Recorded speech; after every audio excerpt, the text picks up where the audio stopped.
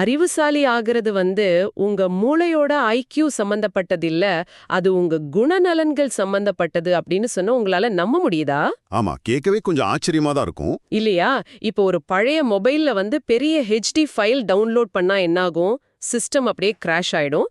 அது மாதிரி தான் மனச சரியா தயார்படுத்தாம வேதாந்தம் மாதிரி தத்துவங்கள புரிஞ்சுக்க நினைக்கிறதும். இன்னைக்கு இந்த ஆழமான தேடலுக்கு உங்களை வரவேற்கிறேன். பகவத்கீதையோட 13வது அத்தியாயத்துல வர்ற 8 முதல் 12 வரையிலான ஸ்லோகங்கள் காட்டும் ஒரு வியப்பான பார்வையை பத்தி தான் நாம இன்னைக்கு அலச போறோம். ரொம்ப சுவாரஸ்யமான தலைப்பு இது. வேதாந்தம் அப்படிங்கிற அந்த உயர்ந்த அறிவு ஒரு PhD படிக்கிற மாதிரி வச்சுக்கலாமே. எல்லாராலையும் அதை எடுத்த உடனே புரிஞ்சுக்க முடியாது. அதுக்கு முன்னாடி மனசை தயார்படுத்த இந்த ஸ்லோகங்கள்ல ஒரு 20 நற்பண்புகளை பத்தி சொல்லியிருக்காங்க. இது ஒரு MS பட்டம் வாங்குற மாதிரி ஒரு எளிய வழின்னு சொல்லலாம். ஒரு நிமிஷம்.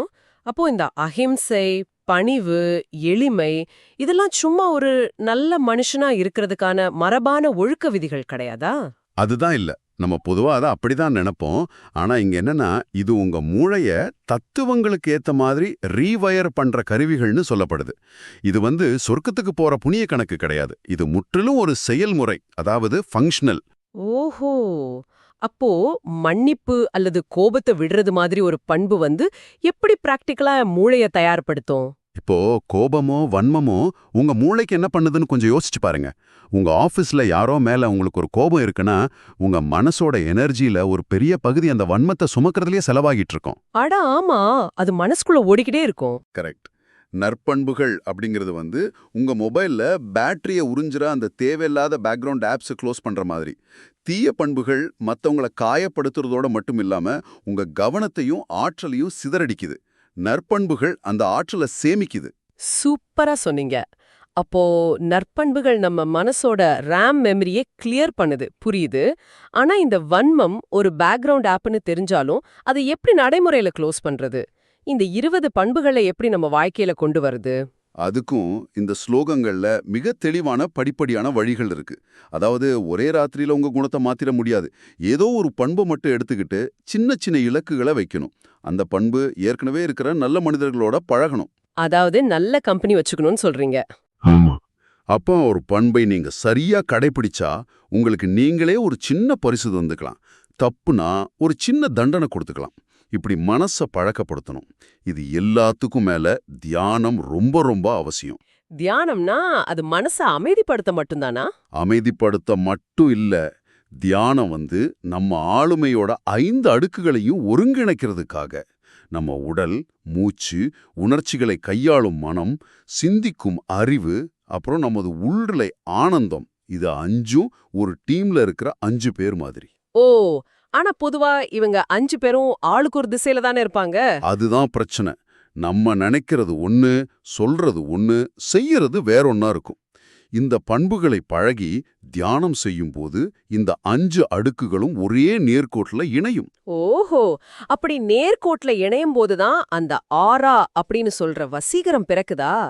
அப்போ ஆராங்கிறது ஏதோ மேஜிக் கிடையாது. நம்ம எண்ணம், சொல், செயல் 3ம் சிங்க் ஆகிறது தான். மிக துல்லியமா புடிச்சிட்டீங்க. நமக்குள்ள இருக்கிற அந்த முரண்பாடு அழியுது. இதுதான் அந்த ஸ்லோகங்களோட மிக ஆழமான கருத்துக்கு நம்மளை கொண்டு போகுது. கீதை இந்த 20 நற்பண்புகளை தான் உண்மையான அறிவு அப்படின்னு ஆணித்தரமா சொல்லுது.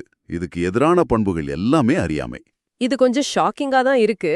நம்ம பொதுவா நிறைய புக்ஸ் படிக்கிறதையும் பட்டங்கள் வாங்குறதையும் தானே அறிவுன்னு நினைப்போம். ஆனா பணிவு தான் அறிவு, பற்றுதல் இல்லாம தான் அறிவுன்னு சொல்றது கல்வியோட அர்த்தத்தையே புரட்டி போடுதே. உண்மைதான். ஏன்னா இந்த பண்புகளை நீங்க உள்வாங்கும்போது உங்க பார்வையில ஒரு மாபெரும் மாற்றம் நடக்கும். நீங்க உங்களை அந்த உலகத்தோட உரிமையாளர் அல்லது நடக்கிற எல்லாத்தையும் கட்டுப்படுத்துவர்னு நினைக்கிறத நிறுத்திடுவீங்க. அந்த கண்ட்ரோல் பண்ற எண்ணம் போயிடும். ஆமா, நாம வெறும் ஒரு பங்களிப்பாளர் மட்டும்தாங்கிற தெளிவு பிறக்கும். நீங்க உங்களால முடிஞ்ச சிறப்பானதை செய்வீங்க. ஆனா விளைவுகள் ஒரு பெரிய அமைப்போட கைகள் இருக்குன்னு உணர்வீங்க. இது நிச்சயமா நம்மளோட அந்த டெய்லி பதற்றத்தை குறைக்கும். ஆனா ஒரு சின்ன சந்தேகம். அப்படி என்றால் லட்சியங்கள் வேண்டாமா? பொருள் ஈட்டுவதையோ வெற்றியையோ தேடுறத நம்ம விட்டுடணுமா? இல்லவே இல்ல. அங்கதான் இதோட அழகே இருக்கு. பணம் சம்பாதிக்கிறதுக்காக கடவுளையோ ஆன்மீகத்தையோ ஒரு டூலா நீங்க பயன்படுத்தக்கூடாது. மாறாக இந்த 20 பண்புகளின் அடிப்படையில நீங்க உங்க டெய்லி வேலைய பிசினஸ் செய்யும்போது அந்த முயற்சிகளே இறைவனை அடையிற ஒரு நேரடி வழியா மாறிடுது. அட, அப்போ வேலை செய்யற இடமே ஒரு வழிபாட்டு தல மாதிரி ஆயிடுது. சரியா சொன்னீங்க. தத்துவங்களை அறியும் முன் ஏன் பண்புகளை வளர்க்கணும் அப்படிங்கிறதுக்கு இதைவிட சிறந்த விளக்கம் இருக்க முடியாது. பண்புகள் வெற்றியை தடுக்கிற தடைகள் கிடையாது. அந்த வெற்றி நம்ம மனசை கெடுத்துடாம பாதுகாக்கிற ஒரு அடித்தளம். ஒரு சரியான குருவை அடையறதுக்கு முன்னாடி நாம செய்ய வேண்டிய ப்ரீ ஒர்க் இதுதான். கண்டிப்பா. இன்னைக்கு நாம நிறைய விஷயங்களை ஆழமா பார்த்துட்டோம். ஆனா முடிக்கிறதுக்கு முன்னாடி உங்களை யோசிக்க வைக்க ஒரு விஷயத்த சொல்ல விரும்புறேன். பணம் சம்பாதிக்கிறதுக்கும் லட்சியங்களை அடையறதுக்குமான உங்க அன்றாட முயற்சிகளே இறைவனை அடைய ஒரு வழியா மாற முடியும்னா, நாளைக்கு காலையில நீங்க உங்க ஆபீஸ் இன்பாக்ஸ பார்க்கும்போதும் அடுத்த மீட்டிங்ல பேசும்போதும் அத எந்த புதிய கண்ணோட்டத்துல பாப்பீங்க? கொஞ்சம் சிந்திச்சு பாருங்க.